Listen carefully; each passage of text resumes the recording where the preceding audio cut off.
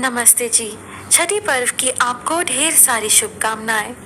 आइए इस कथा में छठी मैया की लीला जाने। बहुत समय पहले एक हंसता खेलता परिवार रहा करता था। उस परिवार में बूढ़ी अम्मा का बेटा और इसकी बहू थी।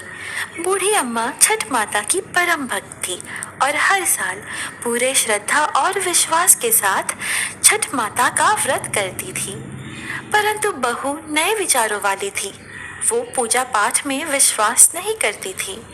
एक बार जब बूढ़ी अम्मा छठ पूजा करने की तैयारी कर रही थी, बूढ़ी अम्मा का बेटा आम की लकड़ी तोड़कर ला रहा था। बाजार से पूजन के लिए सामग्री लेकर आ रहा था। ये सब देखकर बूढ़ी अम्मा की बहू अपनी सासू अम्मा पर हंसने लगी और कहने लगी, अम्मा दुनिया कहाँ से कहाँ चली गई है। लोग आसमान को छू रहे हैं और आज भी आप इतनी अंधविश्वासी हो। पढ़ी लिखी बहू के वचनों का छठ मैया के परम भक्त बूढ़ी माई पर कोई असर नहीं हुआ। वो तो बस अपने धुन में मस्त थी। छठ पूजा करने को बूढ़ी माई तैयार हुई, परंतु बहू बोली, ये सब बेकार है माई। इस उम्र में 3 दिन भूखी रहोगे, अपने आप पर मुसीबत लाओगे। भूख प्यास से न जाने क्यों लोग खुद को सताते हैं। नई बहू की ये बातें सुनकर उसके भोलेपन पर बूढ़ी माई मुस्कुराने लगी। उसने कहा, अरे बहू, शादी के बाद मेरी संतान नहीं हो रही थी, तब मैंने इसी छठ व्रत को किया था, तो छठ मैया ने मेरी पुकार सुन ली।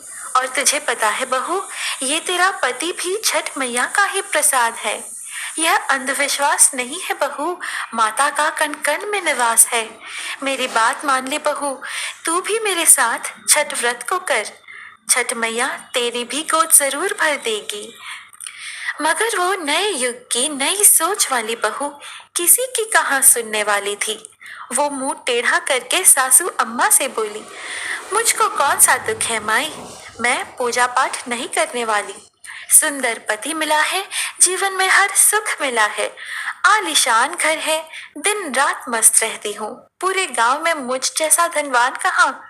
कर्म प्रधान है सासू माँ, कर्म प्रधान है इस दुनिया में, बाकी सब बेकार की बातें हैं। सासू माँ के लाख समझाने के बाद भी बहू को उन बातों का कोई असर नहीं हो रहा था। वो नास्तिक थी, बार बार छठ माता की बुराई करती जा रही थी। तब उसका पति वहां आया। उसने भी उसे समझाने की कोशिश की। उसने कहा, देखो प्रिय, देवी देवता के प्रति अहंकार करना ठीक बात नहीं है। तुम भी व्रत करने में माताजी का सहयोग करो। लेकिन वह अपने पति के बात भी मानने को तैयार नहीं थी। सीधे सीधे बोल दी कि ना जी ना, मुझे नहीं पड़ने इस अंधविश्वास के चक्कर में। पति भी थक गया उसे समझाते समझाते। वो बोला, ठीक है बाबा, तुम्हें जो मर्जी वो करो। मैं तो अब छठ माता का घट सजाने जा रहा हूँ, ताकि मेरी माँ शाम को वहां आकर छठ मैया के चरण कमलों में सर झुकाकर उनकी पूजा कर सके।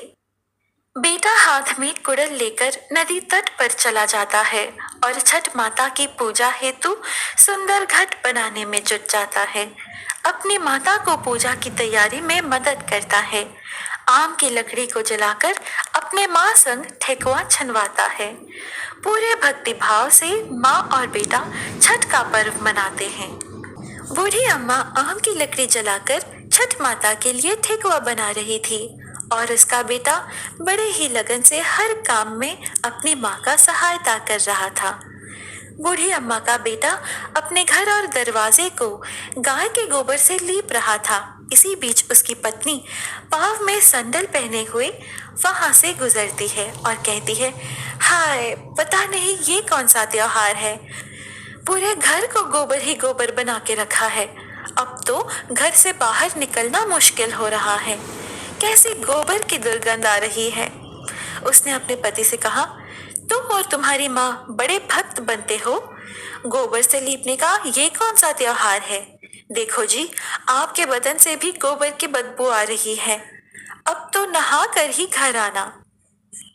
बहू की बातें सुनकर बूढ़ी अम्मा उसे समझाती है कि अरे बेटा, तुझे नहीं पता, गोबर को तू जो दुर्गंध कह रही है, उस गोबर में बहुत से ऐसे रसायन पाए जाते हैं जिससे घर को लीपने से बहुत सारी बीमारियां कोसों दूर रहती हैं।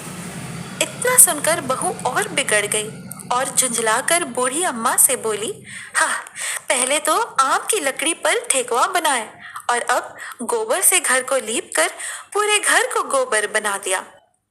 इन दोनों के बहस के बीच बेटा आकर बोला, अरे प्रिय, तुम माता से झगड़ा मत करो, चलो अब जाके तैयार हो जाओ, छठ माता के घाट पर जाने का समय हो गया है। बैंड बाजा वालों को दरवाजे पे बुलवाकर दौरा उठा के वे लोग चल पड़े। पीछे पीछे बूढ़ी माँ गीत गाते चल रही थी, पर बहू तो इन सब में कोई रुचि नहीं रखती थी। वो तो सच धज के मटक मटक के चल रही थी। बूढ़ी अम्मा और उसके बेटे ने बहू को बहुत समझाया, तो आखिरकार बहू अपने पति और सासू अम्मा के साथ छठ माता के घाट पर तो चली जाती है, लेकिन जैसे ही वे वहां पहुंचते हैं, वो पूजा करने के बजाय मेले घूमने में लग जाती है। कुछ देर बाद उसका पति उसे वहां नहीं पाकर उसे ढूंढने लगता है, तो कहीं हलवाई पर वो स्वादिष्ट पकवानों का आनंद उठाती नजर आती है। पति उससे जाकर बोलता है, अरे प्रिय, ये क्या करती हो तुम? यहाँ तक आई हो तो कुछ देर तक माँ के साथ बैठो। पत्नी झुंझला कर बोली, ना जी, मैं पूजा पाठ में नहीं बैठने वाली, ना ही घाट पर आने वाली हूँ। मैं तो मेला घूमूंगी, जम के खाऊंगी पीऊंगी। आप अपना पूजा पाठ करो, मुझे पूजा पाठ से कुछ लेना देना नहीं। इनकी बहस आपस के सब लोग देख रहे थे। शर्मिंदा होकर वह पति वहां से चला गया और छठ घाट की ओर जाने लगा। ईख खड़ा करने को वह बेटा घाट के पास में जाता है और जैसे ही स्नान करने को डुबकी लगाता है, डुबकी लगाते डूब जाता है। डूबते डूबते वो बचाने की जोर जोर चीख लगाता है, लेकिन किसी को भी उसकी आवाज कहाँ से आ रही है पता नहीं चलता है। कोई तो जाओ, ढूंढ के लाओ, सब लोग यही चिल्लाने लगे। यह बात जैसे ही बूढ़ी अम्मा को पता चली कि उसका बेटा नदी में डूब गया है, वो छाती पीट कर रोने लगी और छठ माता से ही सवाल कर दिया, अरे माँ, मैं माँ हूँ, तू भी माँ है? तू कैसी माँ है जिसने एक माँ से अपना बेटा छीन लिया? अरे माँ, जब से मेरी शादी हुई पिछले 30 सालों से तेरी पूजा करते आ रही हूँ। बोल माँ, बोल, मेरी भक्ति में कौन सी कमी रह गई थी जो तूने मेरी गोद को सूना कर दिया? बोल माँ, मुझसे या मेरे लाल से ऐसी क्या भूल हो गई जो तूने मुझसे मेरा लाल छीन लिया? अरे माँ, मैं तो छठ घाट तेरी पूजा करने आई थी, तूने तो मेरी दुनिया ही उजाड़ दी माँ। हे माँ, यदि जाने अनजाने में मुझसे कोई भूल हुई हो तो उसकी सजा मेरे बेटे को मत दो। मेरा लाल मुझे लौटा दो माँ। यदि तूने मेरा लाल मुझे नहीं लौटाया तो ये तेरी बूढ़ी भक्त इसी नदी में कूद अपने प्राण त्याग देगी। अब या तो तू मेरे बेटे को लौटा या मेरे भी प्राण ले ले माँ। उधर मेले में सबको आगाह किया जा रहा था कि छठ घाट पर आए सभी व्रतियों को सूचित किया जा रहा है कि घाट के गहरे भाग में ना जाए। अभी अभी सूचना मिली है कि एक व्रती गहरे पानी के अंदर डूब गया। पानी में आगे बढ़ने पर खतरा होने की आशंका है, इसलिए कोई भी नदी के गहरे भाग में ना जाए। ये बात सुनकर बहू दौड़ी दौड़ी जाती है। वहां जाकर जब वो देखती है कि उसकी सासू माँ तहार मार कर रो रही है और उसका पति अब इस दुनिया में नहीं रहा, तो उसे सदमा लग जाता है। वो जोर जोर से चीखने लगती है, रोने लगती है, पागलों की तरह लोगों के रखे ईख को उठा के फेंकने लगती है। चीख चीख कर बूढ़ी माँ से पूछती है, मैंने तो पहले ही कहा था अम्मा, ये छठ वट के पूजा में मत पड़ो, सब ढोंग है, अंधविश्वास है। तेरे ध्यान ना देने के वजह से आज मेरा पति मुझसे दूर चला गया। अपने सासू माँ को बुरा भला बोलते हुए वह छठ माता को कोसने लगी। इस घटना को देखकर जितने भी छठ व्रती थे सबकी सांसें रुक जाती हैं। सब लोग आपस में बात करते हैं कि बेचारी के साथ बहुत बुरा हुआ, और मन ही मन सब लोग छठ मैया को पुकारने लगते हैं कि हे माँ, इस बुढ़िया की पुकार सुन लो। छठ माता तो है ही दयालु। माता कभी अपने भक्तों को उदास नहीं करती, कभी उन्हें बेसहारा और उदास नहीं छोड़ती।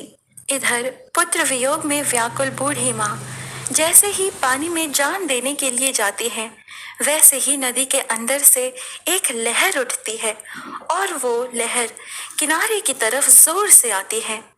उसी लहर में से उस बूढ़ी माँ का बेटा बाहर निकल आता है। इस दृश्य को देखकर घाट पर खड़े सब लोगों की आंखें खुली की खुली रह जाती हैं। सबकी आंखों में खुशी के आंसू आ जाते हैं। अपने बेटे को पुनः पाकर बूढ़ी अम्मा खुशी से जोर जोर से रोने लगी और बहू भी खुशी के आंसुओं को रोक न पा रही थी। ये सारा दृश्य चल ही रहा था कि बादलों की तेज आवाज के साथ एक आकाशवाणी हुई। उस आकाशवाणी में छठ माता उस बूढ़ी अम्मा के बहू से कहा, मेरी पुत्री, मैं कभी अपने बच्चों का अहित नहीं करती हूँ।